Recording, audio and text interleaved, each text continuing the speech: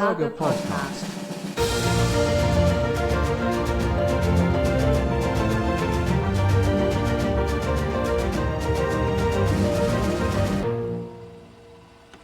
And welcome back to the Space Arena, Ground Arena, Saga podcast, where we cover Star Wars Unlimited from the ground up into space. I'm Mr. Ben, and today I'm joined by Banana Crapshoot. Banana, how you doing? I'm doing pretty good. It's been a while since we got together to record. Life's hectic.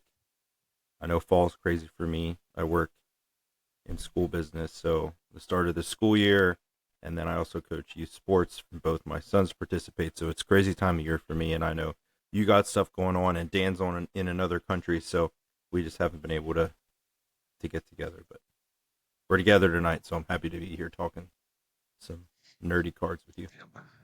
Well, and ideally, I should be in better shape for recording going forward. I had been spending a lot of evenings just kind of laying on the couch, like holding my face in pain because of a botched tooth filling that I've been suffering with for months. But we finally got that fixed. So I'm It's good. back here. I'm ready to plug back into my hobbies now that I have some spare mental bandwidth. And I'm real excited to get back on the show. I mean, it feels like it's been 100 years. It feels like it's been a while, yeah. So I guess we'll start with what have you been playing since we last talked? Mainly Star Wars Unlimited when I can. Like I said, it's crazy right now, so I haven't been able to get to locals really. So I'm playing like through webcam and other online platforms. Um, and then outside of Star Wars Unlimited, I played some Star Wars Outlaws. And my quick take on that is it starts really, really slow, and I didn't enjoy it at first. But the more I'm playing it, the more I'm enjoying it. When it finally opens up and you start to unlock some more abilities and upgrades and stuff, it becomes an enjoyable experience. But the first 6 to 8 hours is rough, and That's a long time for it to be rough. I know, I know, but because like I mean, they really string you along and hold your hand at the beginning, and then once it finally, and then it kind of opens up a little bit, and then it's a little better. But when it finally like really opens up and you can like go anywhere you want, whenever you want, in the order you want, like that's when it really like becomes a fun experience, in my opinion. That's it, really. Yeah. What about you? What have you been playing? I guess I'll say like my three like favorite decks to play right now. Cad Bane with Tarkin Town still is like my favorite deck. I like Han 2 with ECL. That's a lot of fun. Um, a lot of ambush, a lot of big things. Any deck that you can cheat out boss monsters before your opponent, I'm a fan of. So I like that one. And then another one I've been having fun with is Bosk Cunning with like and flooding the board with like cheap units, and you can like flood in space, and that's been a lot of fun too. So those are the three probably decks I'm playing the most right now. What about you? What have you been up to? Well, my core Friday night game group has dipped into D&D here over the last kind of tail end of summer, which meant the sort of free time that I've had, a lot of it was devoted to like campaign preparation and getting that ready. And that has been the primary focus for our Friday night game group here recently, though everyone's attendance has been a little weird as like at the end of summer, it's like, oh, we're gonna take the kids out of town here for this weekend. We're gonna do that. And so now we're back in school. I imagine we're gonna get back into the flow of things, and I'm very much looking forward to starting to jam some games and getting my head back in the competitive scene. I've kind of been messing around with cards in kind of a casual way with my kid. Honestly, I've been like so grumpy by the end of the night. Most nights I've just been kind of sitting on the couch, like, all right, is it late enough I can go to bed yet? So I feel a little disconnected, but it's cool to come back into spoiler season, and I'm really excited to plug back into my hobby world. Yeah, that's good. Glad you're doing better. Yeah, it was rough. But speaking of spoiler season, I guess let's jump into talking about some new cards. Now we're not going to go over every card that's come out because we'd be here all night. But you picked a few, I picked a few, and we're going to discuss some of these. So I guess I'll go first since I'm in the middle of talking, and I'm going to start with one of the wilder cards I've seen this preview season, and that is the 15 cost Invasion of Christophus. Exploit 4, choose an opponent, defeat each unit that player controls. So essentially a one-sided super laser blast. How excited are you to face off with this card in the meta? If you can pull it off, it's pretty wild. 15. That's a big ask, man. I think super laser blasts like place as the best board wipe is probably not going to be threatened by this card. Yes, it has the exploit, so you could potentially get it down if you've got the units in play to get it down to actually cheaper than a super laser blast. But at that point, if you're killing four of your own dudes to cast this thing, what are you going to have left? You might as well just super laser blast at that point. So I don't Yeah. think this is going to replace SLB, but there are certainly those games where I've played long control matchups where I just have 15 resources, man. And then it's like, okay, well, one-sided board wipe, let's put this to bed. We've seen how good overwhelming barrage is. Obviously, that's much cheaper. Also requires you to have a unit that has sufficient attack that it can do that one-sided board wipe. Um, this is much, much, much slower than that. I'm not sure this is going to necessarily see competitive play, but I'm going to try. I'm excited to have another board wipe, and particularly one that's one-sided, although the hoops might push it out of the realm of playability. I think I think there's potential there. I think we're seeing a lot of token generators that could make this potentially playable. I think this would be hilarious in Twin Suns. Um, uh, uh, I, that's really where I want to pull it off. But yeah, the invasion That's of certainly a Christoph. format that would benefit from more board wipes. Yeah, that's a good one. I like that one. All right, well, I'll throw it to you. What new card are you excited about? The first one I want to talk about is Count Dooku, the leader that was revealed. Hmm. See if I can do this. So Dooku is a uh, command ability, right? And he deploys on 7 resources, and he has an action play separatist card from your hand, and it gains exploit 1. So we're giving that keyword to units to make them cheaper, uh, which is pretty cool. And with the token generators and stuff like that, I think he could be a lot of fun. And then on his deployed side, he has Overwhelm, and on attack, the next Separatist card you play gains exploit 3, so it just gets better. So he deploys late, but he's got a good stat line. He's got a cool ability. I think he'll be cool to play around with.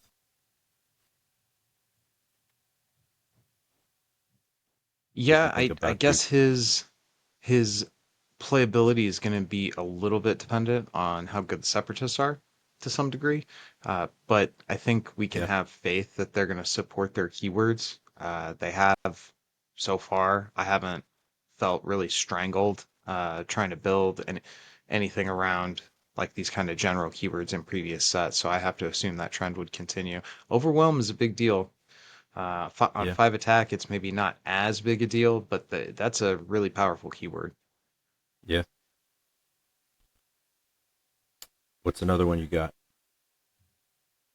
Okay, so I will stick with you as far as force users, and I am not picking this card because of the card art, because the card art bothers me a great deal. But the 5 cost Kai Adamundi, uh, he's a 5/7. It looks like his lightsaber is about 3 inches long in the art for some reason. Like there's a perspective issue there. Uh, this is another one, kind of like the previous card that I talked about. I'm not sure this is going to be good, but I really like what it's trying to do. So his stats 5/7 for 5, whatever. But he has coordinate. When an opponent plays their second card each phase, you may draw 2 cards. So the potential card draw engine that this guy represents. Now, again, he's much like the last card I talked about. He's asking us to jump through some hoops. We have to get that coordinate online. And if we don't, he's literally a 5/7 blank. But once we do, and if the token generators kind of come out strong to actually make this an effect that you can reliably pull off, well, now all of a sudden we essentially get two draw phases every turn unless our opponent is doing like exactly one thing. And if they're doing exactly one thing while playing against a deck that's using blue colors, their stuff is going to die because blue removal is excellent. So in Rainbow Unicorn Land, I think this card's going to be fire, but I could also see Coordinate being a bridge too far and him just being kind of a blank 5/7 enough of the time that it doesn't work out. But again, I'm excited to try. What do you think about this dude? I think the potential is really, really good, and like you said, it really depends on if coordinate is reliable that you can pull it off consistently. Um, and if you do have that coordinate online, then it makes your opponent change the way they have to play the game, and that's always strong in itself when you make your opponent play in a way they don't want to, because they don't want you to draw those two cards, so they're going to play differently to limit the amount of times you can draw those cards. So I think if you can consistently get the coordinate with him, I think he's really good. Well, and you have to think if there's enough coordinate enablers out that this guy's effect is working, then you're probably running more coordinate stuff in the deck. So it's not Mm-hmm. going to be, well, I've got to hit my coordinate target for just this guy. Like this guy is going to be part of a tapestry of a go wide strategy. And what do go wide strategies typically run into problems with? Gas tank, because you're playing multiple things per turn. So Yeah. if you're flooding the board and then you have this dude. Well, now all of a sudden, if your opponent tries to address the multiple threats you've presented, well, now they've just refilled your hand, so you get to present more threats next turn. Like, I can see a really frustrating play pattern for an opponent Mm-hmm. developing here, but it kind of is all predicated on hitting that initial coordinate threshold to get that ball rolling. And those are the kind of cards I really like to play. I like cards that kind of ask something of you for these big fun payoffs where I get to draw a million cards. I like having a big grip of cards. Yeah. I will say from like set one and set two, they've done a good job at supporting their traits and making like most of the stuff playable, right? So they're not going to put keywords on cards that won't work. So I think with the new keywords with exploit and coordinate, I think they're going to work, or else they wouldn't have pushed the set out with those keywords on it, you know?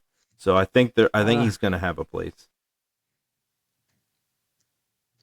I like your optimism. Yeah, sorry. Guess I'll pick another one. I think you'll like this one.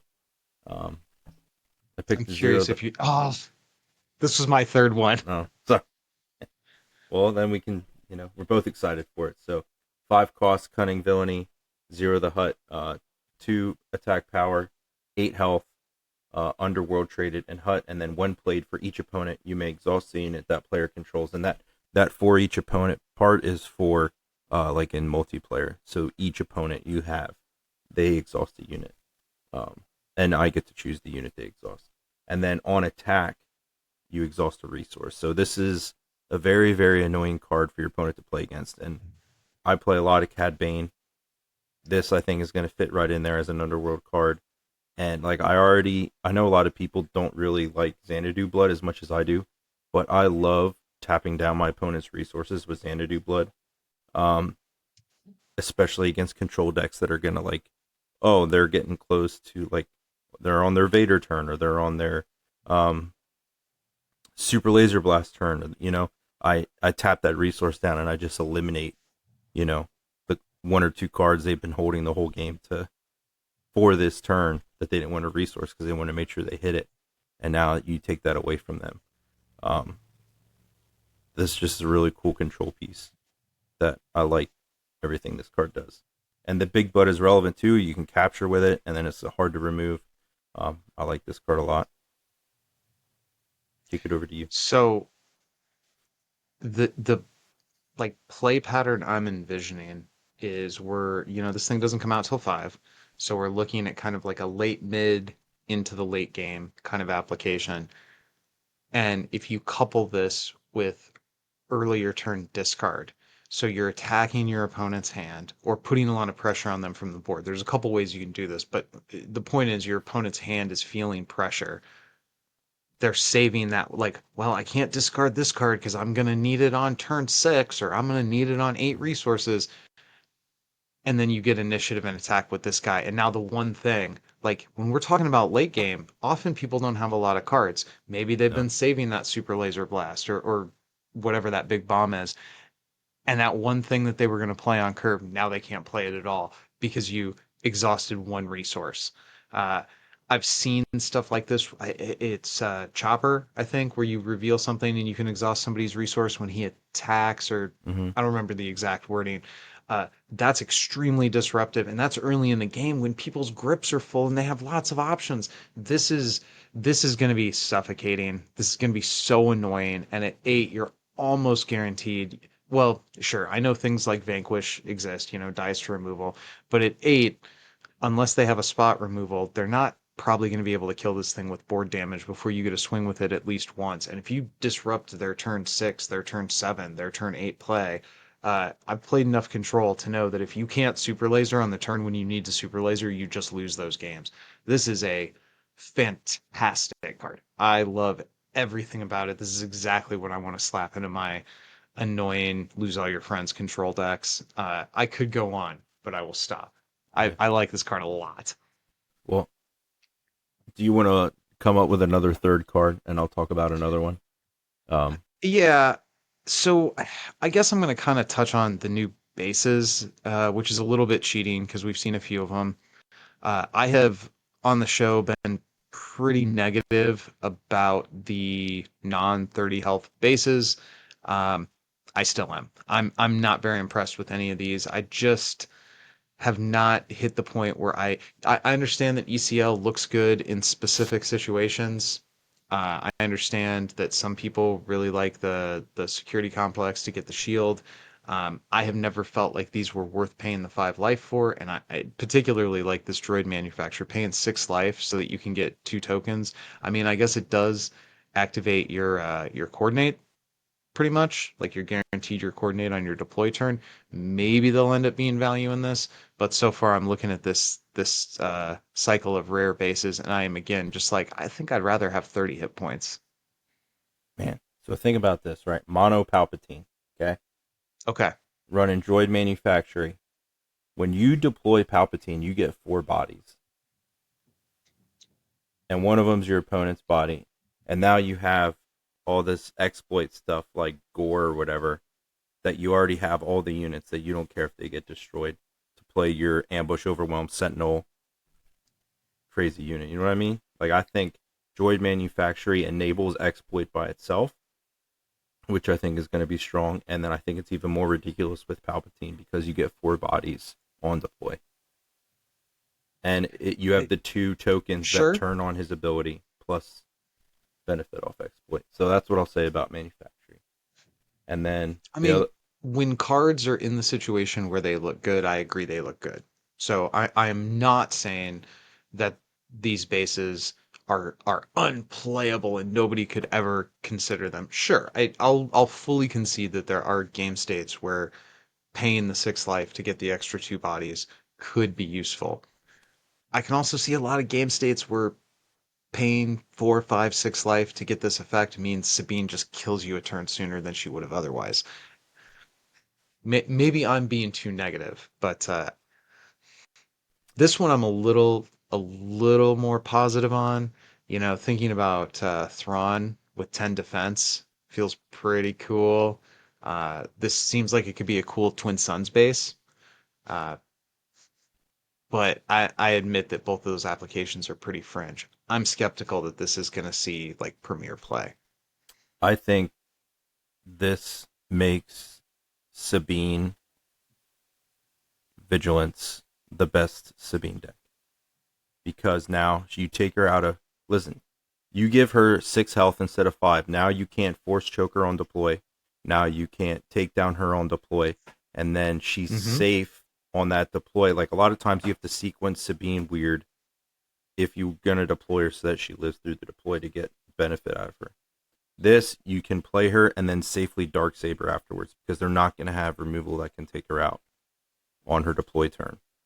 So you POW City, so that way you can still Dark Saber on her, and now you have this unkillable Sabine. I mean, I knew you were pumped about Blue Sabine, and I can see it as a player who loves jank. I was not prepared for the hot take that it's the best Sabine. I, It's I don't gonna know if be I, Blue Sabine's I'm gonna gonna be have the to best mess around Sabine with that one. in set three. All All right. right. Well, I will tell you you were right about that if that turns out to be the case, but I'm a little skeptical about that claim. All right. I'll go to my third card while you're. What you got? Um, I think you'll like this one too. I do. One cost event. I have the high ground. It's vigilance, so I knew you'd like it. It's a tactic, and it says choose a friendly unit. Each enemy gets -4 attack while attacking that unit this phase. I'm thinking about like Mono Blue Chewie, where you're playing like Bendu's and Obi-Wan's and Chewbacca himself, and now he is Sentinel, and then you play this on him, and then everything has to attack into it, and they're hitting like pool noodles. So, um, I think it's a really cool control card for decks that want to play a lot of Sentinels. I'm betraying my dark side bias, but I looked at this card and I immediately thought, ooh, Chill Stan sure likes that. Like, I would love to reveal this alongside recruiting the lieutenant and then play this and be like, bring it, bring it. I mean the psychic damage. Could you imagine you play Chilton, and then you reveal like three of these in your hand? Like, let's go, dude. Your next several turns are gonna be miserable. Yeah, you're dealing 0 damage to this Sentinel unit. Yeah, And then they vanquish him, and I'm sad. it's all right. You still have the high ground. I think this is just a cool card overall. I think it'll definitely find a place with those slower decks. Cool, cool art, iconic moment. Uh, Kind of a weirdly comedic moment, given how actually serious it is, like for the characters involved. But it's become kind of a meme in the Star Wars community, so I love seeing it come to the game. Hmm. I had a bonus, but I took your third, so I won't keep the bonus now. I feel like this could be the kind of card that's like game winning in draft or sealed. Like if you have this to follow up like your Sentinel and they just can't get through for one turn, like often those kinds of limited environment games are decided by like one strong turn in the mid game. Hmm. And I could see this being a facilitator for that. Even Although I even in guess at rare, it's probably not going to show up as much. even in limited formats where like leaders are so important, like a lot of times your leader does a lot of work, um, as far as damage to base goes. So having something to protect your leader on a turn where they have a threat on board to make that threat not as threatening is good too. It's important to know that the -4 only happens when that unit's attacked. So it's not just like a permanent -4 power. So if you attack that unit, it's Yeah. still going to attack with full power. But all right, Well, if we're done talking about spoilers, I guess we'll move into talking about planetary qualifiers.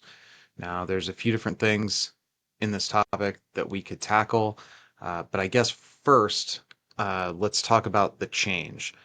So, the tournament software has been somewhat maligned, and apparently FFG heard that criticism and they decided rather than, I guess I don't know, have they permanently shelved work on their own software, or was that announced? Bottom line is, for the foreseeable future, they're going to be using Melee.gg for tournament running. Now, I have a little bit of experience with Melee, not enough to really have a super informed opinion. I think I participated in one or two events maybe that used it, and it was fine. I mean, I've probably used 100 different tournament softwares over the years, and most of them are fine. Do you have any strong feelings one way or the other about this particular resource? as long as it's better than their own thing they were using, like all the events I went to that was using their own software, they kind of seemed like a mess. So from what I see, this seems like a for the foreseeable future a strategic partnership between FFG and Melee. And I mean, if somebody already has I mean, there's a bunch of options, right? So I don't know why they picked this one, but as long as it works and we don't have to repair all the time and the software isn't crashing in the middle of events and Like I was at a store showdown that they had to do manually pairing, like they had to do it by hand because the SWU software was crashing. So anything that is reliable and consistent and works, I don't care. The only experience I have with Melee .gg is creating my account to use for SWU events. So I didn't have an account previous to this. I will say I think this is a good sign. Now, I can see the framing where it's like, oh, FFG tried to make the software and look, it didn't work. Of course, the sort of typical like criticisms people throw. But if you really analyze what happened here, I understand why these companies want to control their own tournament software. Like if there's a feature they want implemented, they want that in-house, they want to do it. I understand wanting to be in control. And I also understand how hard it is to steer like a cruise ship, which is kind of what these large corporations are. So for FFG to listen to feedback, to say, you know what, there's a lot of good reasons why we want to do this ourselves, but actually let's delegate this out. Let's get into a partnership with a company that already has this up and running because that's what our players need. They need functional stuff. Not just the players, the stores, of course, the people running the tournaments. So for FFG to be willing to go, you know what, we tried this, it's not working out for our people. Here, we're going to go in this different direction. I think that's a huge credit to them. Um, Yeah. People are not always kind to corporations when they have to backtrack or change gears or admit a mistake, which might be a little bit. They tried something, it didn't pan out. Was that a mistake? I don't think it was a mistake to try it. I think it would be a mistake to stick with it when it's not working. And what they showed is that they're willing to change gears when something isn't working. So overall, even if it turns out that Melee is not the best tournament pairing software, I think FFG being willing to change to something different based on community feedback and probably internal stuff as well. I mean, I'm sure they weren't like unaware how problematic that software was, but I think it's a good sign that they're willing to be like, all right, we're going to do something different. I think that's a real positive. Yeah, I think it's a win all the way around, especially with like serious competitive events that are going to start to take off here. Having a reliable software to work with is imperative. So that would be a huge, like store showdowns, casual events, that's one thing. But when you start getting in that competitive tier of events, if you have software that's falling flat on its face, that's just bad all around. So I think it's a win. So I guess talking about the competitive tier of events, something that I think I'm going to be a little bit less positive on. The pricing for the PUs has been revealed. I want to be clear. There's this thing that happens on the internet where sometimes it's like people are saying stuff and it's like I agree with you, but the way you're saying it makes me not want to be on your side. Mm-hmm. There's a little bit of that with how I feel here. I agree with the criticism that these prizes are kind of underwhelming. That the so-called participation prize, doesn't actually go to everybody who participated. There's things here worthy of criticism. The amount and the degree of venom that was in some of that criticism felt like it was like, okay, guys, let's calm down a little bit. Let's calibrate our response to what we're actually looking at here. How do you feel about the? Can we even call it a controversy? The PQ pricing. How do you feel about that? With how, like, so I thought store showdown pricing was pretty good for what it was for the first season of store showdowns. And when I saw when I saw the planetary prizes, I was a little underwhelmed. I don't know if it's the cards they picked didn't excite me very much for the Doctor Van Zan. Like I don't think looks that great. I think they could have picked a different card. Legal authorities find FFG is known for doing playmats for.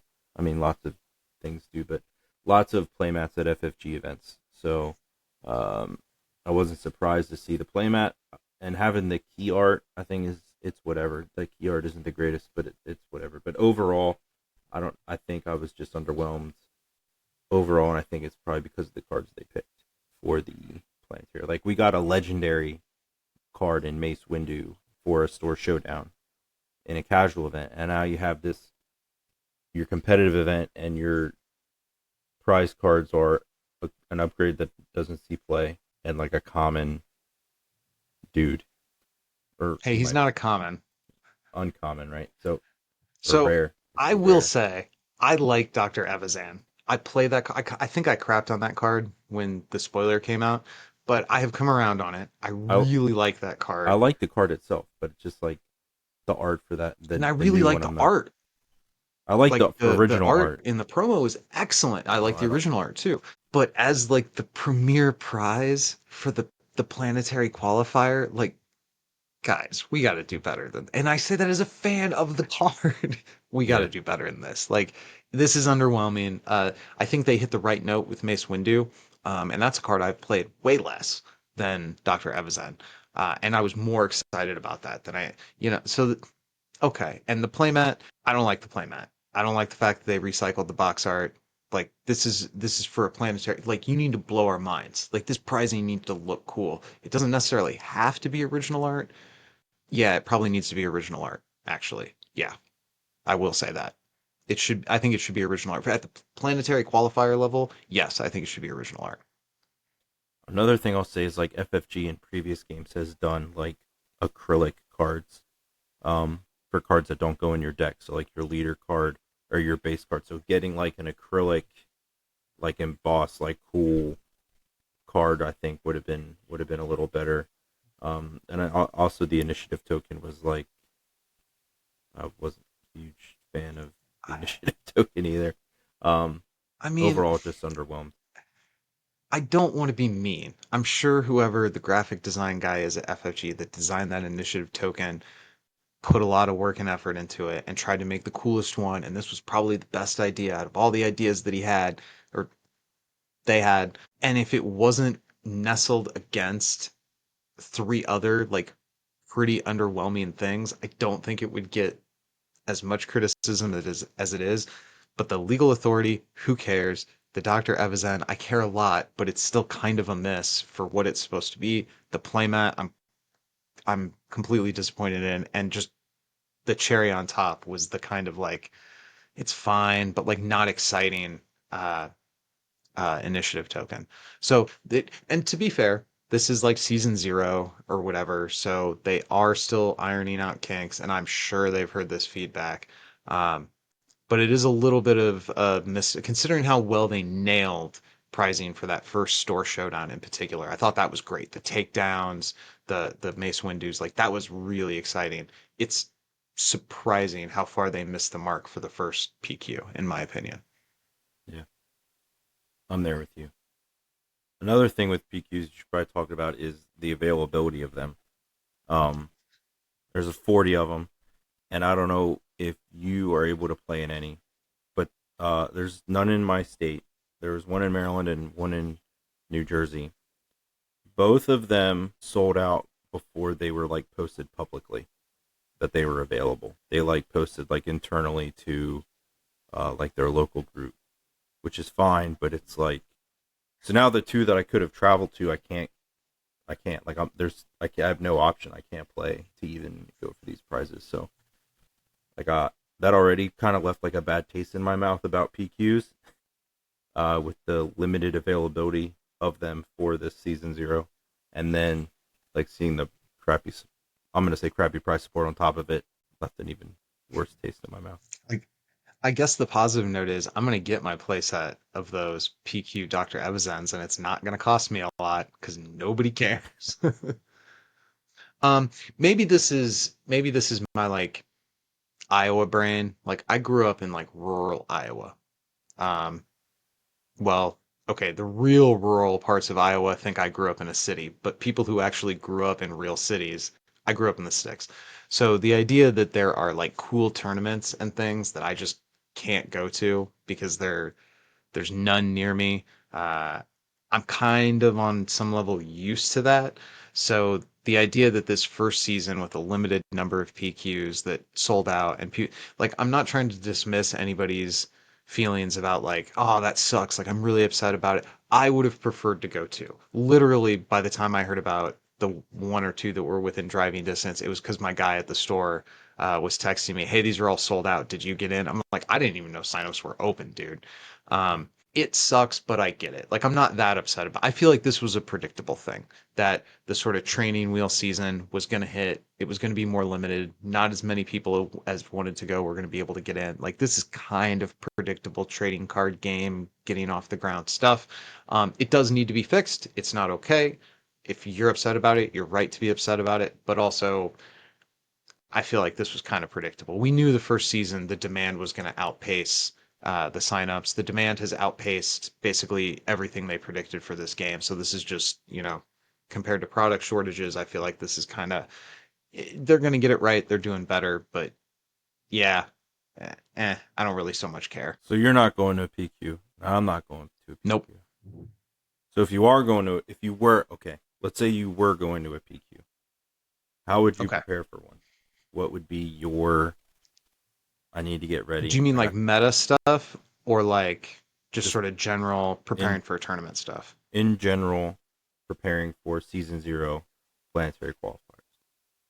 Okay, so if we're talking about like preparation for the day of, um, you should have already picked out your sleeves. You should have already broken those sleeves in. You should make sure to bring extra sleeves. Um, you should have some kind of like snacks, protein, probably something with a little sugar for like dried fruit, and make sure you have like a canteen of some kind for water. I feel like these things are essential if you're going to go play in a full day tournament. I also, because I'm an uptight guy, make sure I have eye drops and chapstick and like little floss things because any little thing that gets in my head degrades my ability to play. If my lips are chapped, I can't focus on the game.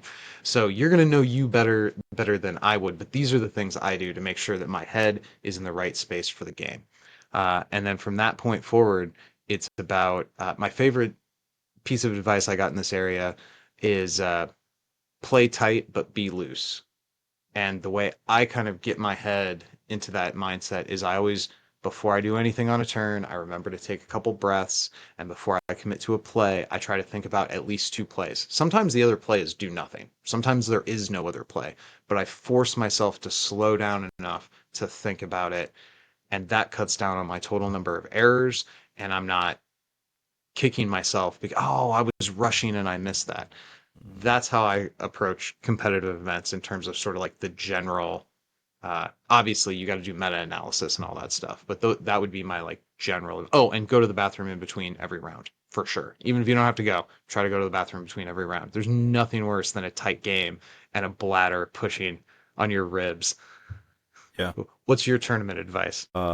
Don't suck. No, those are good. I You got mean, me if beat. yeah, I That's a way mean, better tip.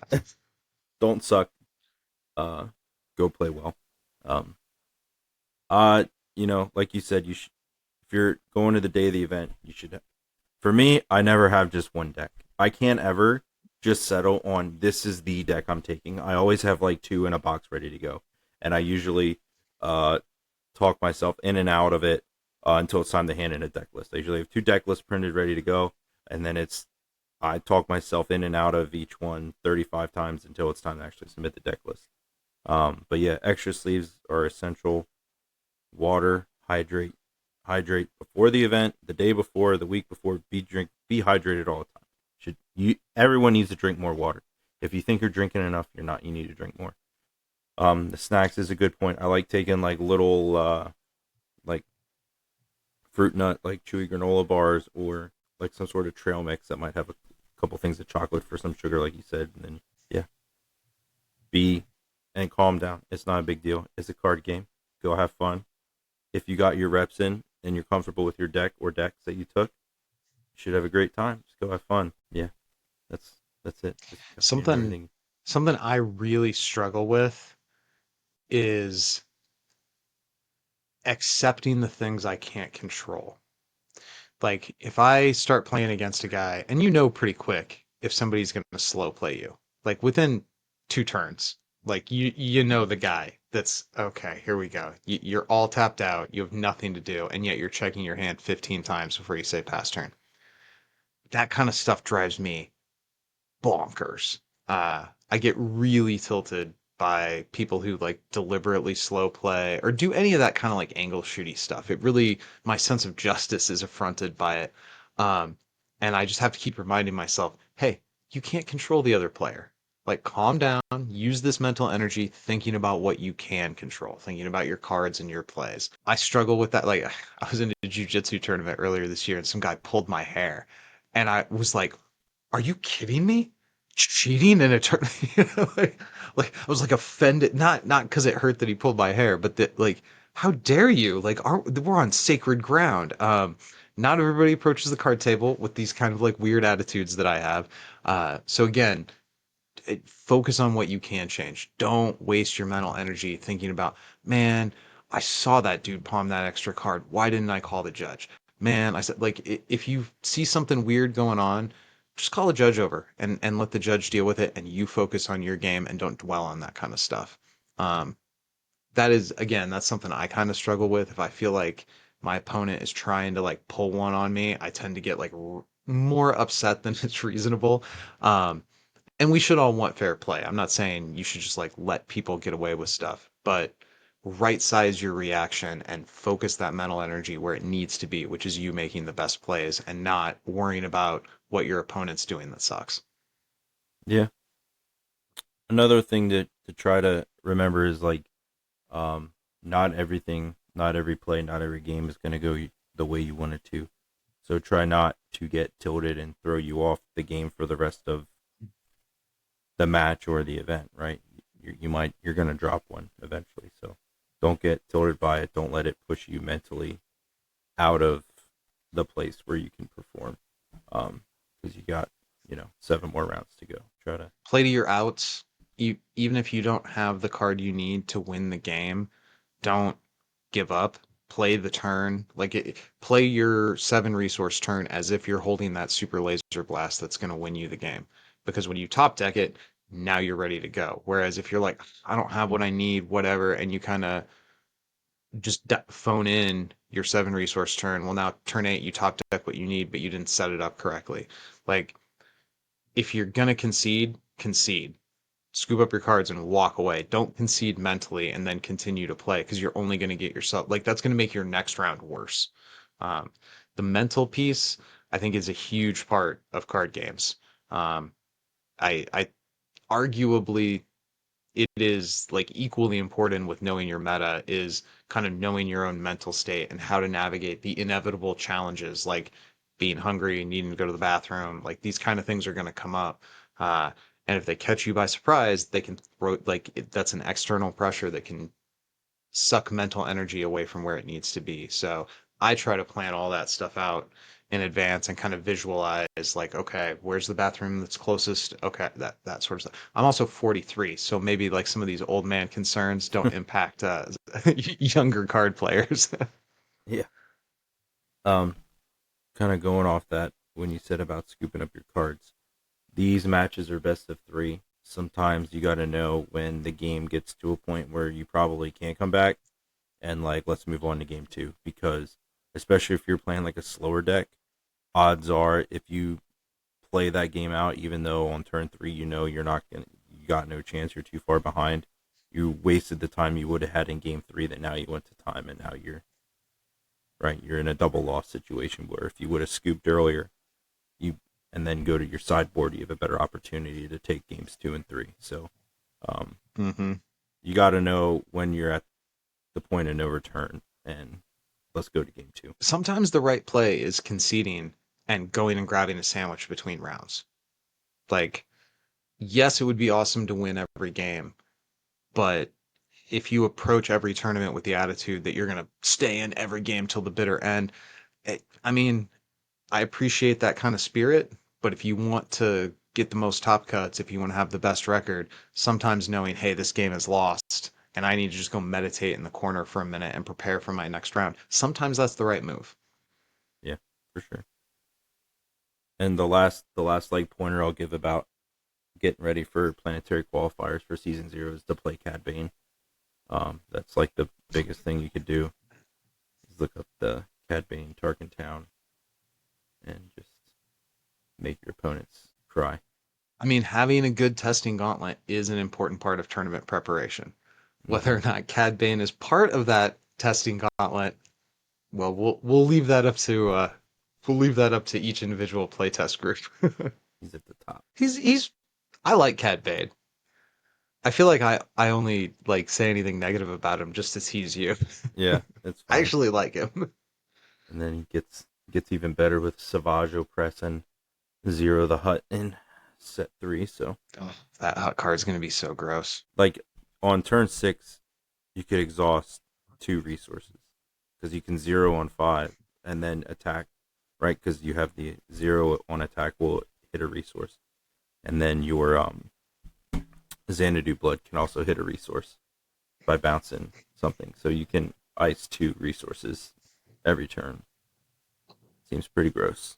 On Yeah, that top can of break some decks, on for top of sure. pushing damage with your other stuff. So Cad Bane, go play it. Is there? I'll ask you this: is there a maybe not like a new leader? It can be, but just a deck or archetype with cards you've seen previewed that you're excited to tinker with in set three. I'm always excited to play with whatever the slowest, most annoying, disgusting control pile is. I like making lots of choices per game. I would not necessarily recommend people do that to take to like a premier event with timed rounds. Especially with the double loss rule in this game. If somebody gets real salty because you're grinding them out, I feel like you kind of have to play faster decks. Not because control can't be played within those time limits, but just there's too many opportunities for people to eat up the clock. So in terms of like hanging out with the guys, going to the store for casuals, I'm absolutely still grinding away on Thrawn. That's the deck I like the most. That's the leader that I'm probably going to be stuck on for a long, which is kind of annoying because I'm not a Thrawn like fanboy. And as a Batman fan, I think I can say Thrawn fans are kind of annoying. Like Wolverine fans, Batman fans, these are the most annoying fan bases. Um, but the mechanics, I absolutely love that leader. There was really nothing in set two that got me as excited as trying to mess with trying to mess with Thrawn. And that Darth Maul looks pretty exciting from like a hyper aggressive aggro deck standpoint. Looking forward to these new cards, but at the end of the day, like in my heart of hearts, if I'm not playing in a timed format, trying to win for stakes, I'm circling back to Thrawn time and again. How about you? Is there an archetype or a leader that you're really excited to get some new tools for? Let me guess, Cad Bane. Cad Bane would definitely be the top of the list, but outside of that, I think like Dooku is cool. I think Monopalp with Droid Manufactory is going to be fun. I think exploring that four bodies on a deploy and what you can do with that, I think is going to be fun to mess with. I think Padme looks interesting in some sort of hero ramp deck where she can draw you lots of cards with her front side. Just draw Republic cards all day. But more Cad Bane in my future. I have been playing mono black discard in MTG Arena. So just going to SWODB and typing discard and then adding all of the discard cards into like a red yellow pile sounds like something I'm kind of in the mood for. Uh, so I might experiment with that. But man, making people discard their hands, like the Hmm. salt is real. Yeah. I was playing a game on Carabas the other day, and I was playing against like a red blue like Ray deck, and I was playing. I think it was Hantu with ECL, and they were nuking my hand with like. Then I just kept playing stuff from my resource row with Smuggle, and then they eventually just scooped because they're like, you keep playing stuff, and they're wasting all their resources to have me dump my hand, and then I'm still playing bodies to the board, so they kind of didn't work out too well for them. Well, in the wise words of Qui-Gon Jinn, there's always a bigger fish. Yeah, Like, no matter what you're doing, somebody out there has the counter for it. And Smuggle is definitely a good counter for discard. that kind of brings up my question. Like as far as Carabas goes, like you talk about like the sea of nonsense, as far as like playtesting goes, and the stuff you see on Carabas is wild. But like my local groups, we'll call it Saga East. They we had a discussion a couple weeks ago about like how many games on Carabas equal like an in-game session within our group itself. Like how many games does it take to get enough useful information from like Carabas versus in person against like your play group that like is a good player. And the number we came up with was like somewhere between 8 to 12 Carabas games equals like one in person game against a really good opponent. I'm not sure that that even does it. So I think playing against just random nonsense in like a matchmaking system is an excellent tool to help you learn your deck and Mm-hmm. learn your lines. It's going to put you in novel situations that you're going to have to think your way through, and that's all useful. But is it anywhere near as useful as sitting down with a teammate and playing against each other and mid game going, "Hey, here's my hand. What would you play here? What scares you given this board state?" I'm not, and being able to have that real Mm-hmm. time feedback from your opponent who is also not like opposing you in the game, but is also on your team trying to, well, here's what I was going for. I'm not sure that there's any number of reps in play environment one that are going to equal the same quality of rep as play environment two. I mean, I think 100 games in like an anonymous matchmaking system, you're going to learn a lot, but are you going to get the kind of like meat and potatoes quality substantive reps as you would get from like a few hours with a buddy over a kitchen table? I'm I'm not sure. So you think the number is X Yeah, I don't know that. or undefined?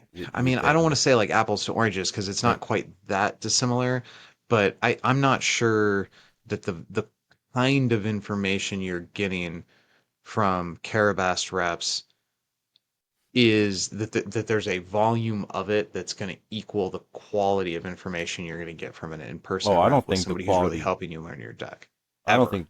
I don't think the quality. Yeah, like so 10, 12, I probably would put the number more like 100.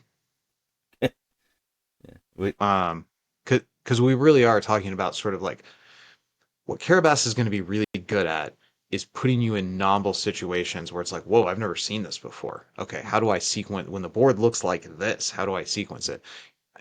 Real time constraints on playtesting with an in person, you're never going to see as many novel situations.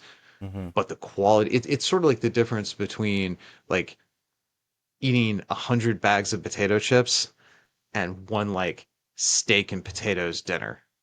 Like there's no number of bags of potato chips that is going to equal the sort of like satisfaction or the filling or the satiation of like one solid like protein veggie balanced meal. It's just they're kind of not the same thing. Like how much cotton candy equals a hamburger? None. Infinity? I don't know. Yeah. Yeah. I just thought it was an interesting Maybe I'm being too discussion. harsh on Carabast. I don't know, but that's how I think about it. I mean, you do see like meta decks on there, what I would consider meta decks, but you also don't know the pilot. But then that takes you to like when you go to like a store showdown or something, like you don't know what you're gonna see. So I That's mean, true.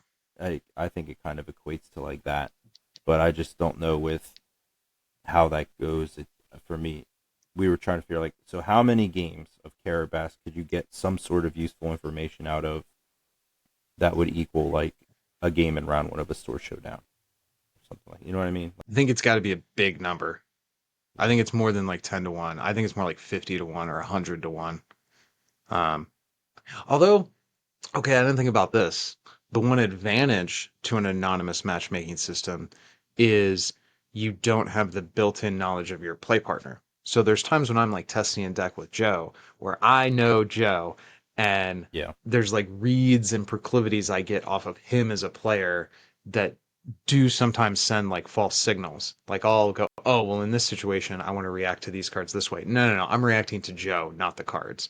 Um, so I guess factoring in that sort of familiarity with your regular test group can erode the qualities. Maybe it's not as bad as I'm making it out to be, but yeah, I'd probably put the number at like 50, 75 more than like 8 or 12, but maybe I'm a grump. I don't know. I just thought it was an interesting discussion. It's a fun like thought experiment.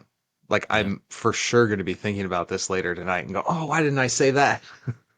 Had you primed me with this question, I would have had a more eloquent soliloquy prepared. Whatever. All right. Well, I think that kind of brings us to the end of what we had discussed for show topics. Was there anything else you wanted to touch on before we get out of here? No, I I think we hit everything we set out to hit on the show. All right. Well, then I guess until next time, we will see you in the arenas.